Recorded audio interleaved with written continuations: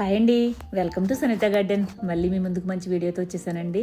మా గార్డెన్లో తొట్టులో ఉన్న వంగ చెట్లు అండి సూపర్గా కాసినాయి మాట. ఈసారి అయితే 2 కేజీల దాకా ఉంటాయండి.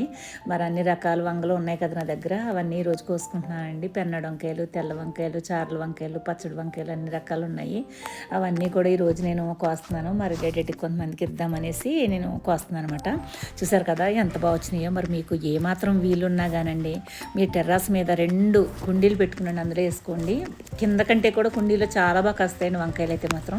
ఇగో నేను కోసి అన్నీ కూడా కుండీల్లో ఉన్నాయేనండి, అన్ని పార్టీలో వేసినాయి. మరి ఏ మందులు కొట్టకుండా. దీన్ని ప్రత్యేకత ఏంటంటేనండి, అసలు నా గార్డెన్లో ఈ వంగ చెట్టుకి ఒక్క పురుగు అనేది రాలేదండి ఇంత మట్టికి నేను కోసినట్లోని. అసలు ఎప్పుడు కూడా పురుగు రాలేదండి వంగ చెట్లకైతే. వంగ చెట్లకి ఎక్కువ అసలు వంకాయలు పురుగులు ఉంటాయి కదా నా గార్డెన్లో, మరి దానికైతే పురుగు అయితే రాలేదండి మందులు కొట్టకపోయినా కానీ.